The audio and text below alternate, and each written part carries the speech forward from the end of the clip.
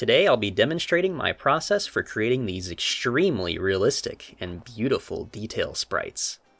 Obviously I'm using Gmod here, and this is my end product, but my method is extremely flexible and can be used for way more than just basic source engine detail sprites. You can use this method in loads of ways for all kinds of 3D computer graphics, and it's not just for grass either. You don't even need the same hardware that I'll be using, as I'll explain later on. Now, I'm not going to cover exactly how to set up detail sprites in the source engine. I may do a dedicated video on that in the future, but this one is just going to show how I make the actual graphical elements. There are tons of ways of doing this, but my method is quite unique. So first I'll start off by stepping outside and gathering some materials. Luckily for me, it's a frozen wasteland right now, so the local plant life perfectly matches what would exist in the environment I'm trying to create.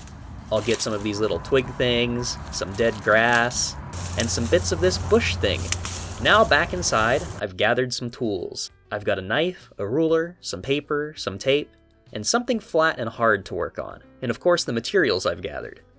So to demonstrate what's going on, I'm going to do this first one on a whole piece of paper so it's easier to see on camera. I'll start by breaking up some of the little blades of grass to make them more, messy. This is really where your creativity can shine, and it's up to you how you want it to look. But with it looking fine by me, I'll place down my first layer of tape, maybe trim these upper ones a bit to make the grass shorter. Now I'm going to mark where the tape line is so it's easier for you to see. Everything below the tape line isn't going to be used. I'll also draw a little box around the grass just as a visual guide. Then I'll go and add another layer of materials followed by another layer of tape, maybe a few of these little stick things and some more grass. You should probably wipe these off a bit in case they have some dirt or bits of non-attached debris. I'll add one last layer of grass, tape it, and now I have my final result. Now I need to remove the paper that is above the scan line. So I'll just fold it over and rip it off. I'll just speed up the video while I do this process 5 more times so I can get a total of 6 cards. This can be kind of messy, so you should do it somewhere that's pretty easy to clean. You can see I'm building these up in layers since it makes working with them a lot less fiddly. But like I said earlier, this is where your creativity can really shine. You can do so much to the materials to make really cool effects. For example, you could take these and burn the tops of them to make a cool charred effect. You could put the grass in the oven to dry it out if you wanted an even more arid look.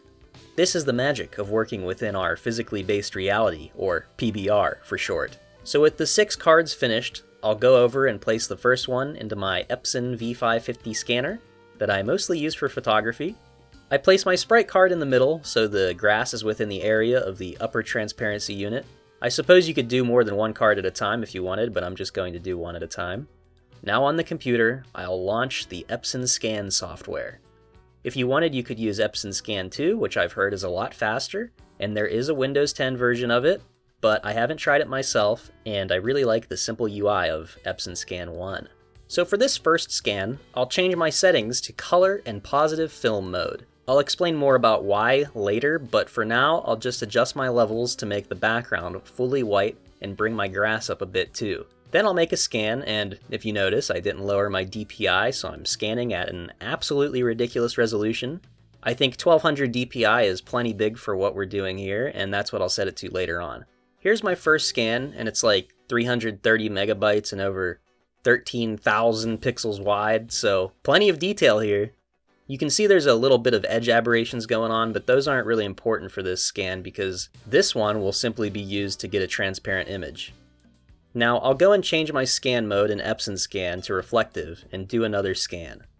Because the scanner and the card weren't physically moved, this scan should give me the exact same image but with a different look. I'll adjust my levels on this one for the color that I want because this scan is the one that will be giving me the color and texture of the grass.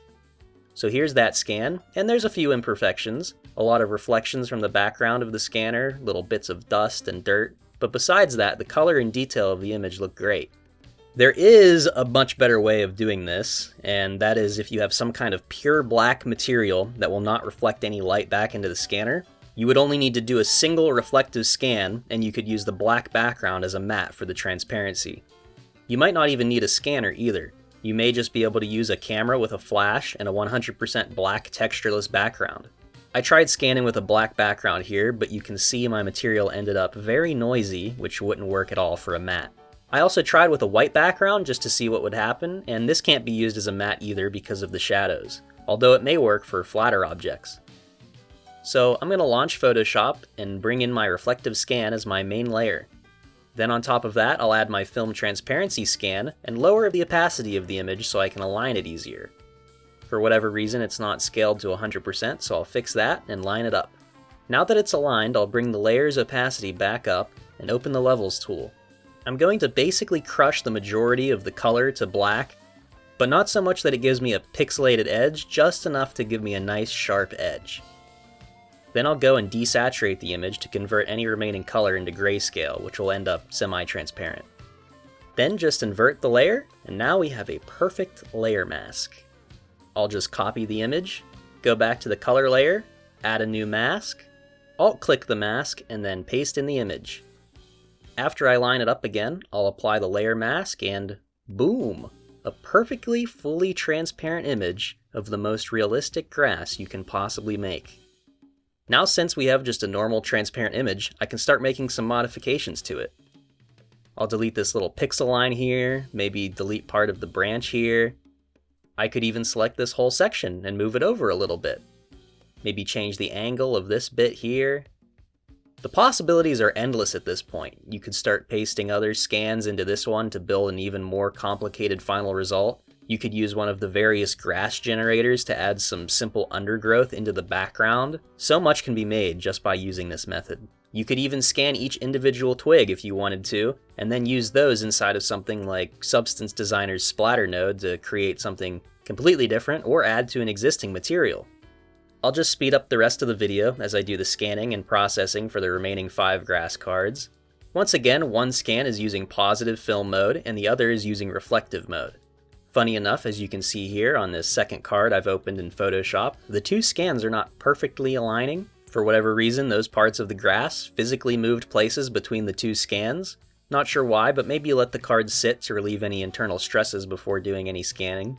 This is a simple fix though. I'll just make rough edits to the transparency layer so that it matches my texture layer. And since this is all going to get turned to black in the future anyway, I don't have to worry about any details getting messed up. But this is pretty much the entire process right here, and soon you'll see me construct a sprite sheet and get those working in a test level for game-related tweaking. Again, there's so much room for creativity and customization. You could change the hue of the grass, you could add some gradient overlays to get a little more lighting depth going on. Digitizing real-world objects is an important and useful skill for digital artists, and it's been used for many years in the industry. In fact, a lot of the textures from the original Half-Life games were created from actual photos. I hope this video has given you some ideas and inspiration, and if you've made it this far, please comment, rate 5 stars, and subscribe, because I upload a new video every Saturday and sometimes it's a good one like this.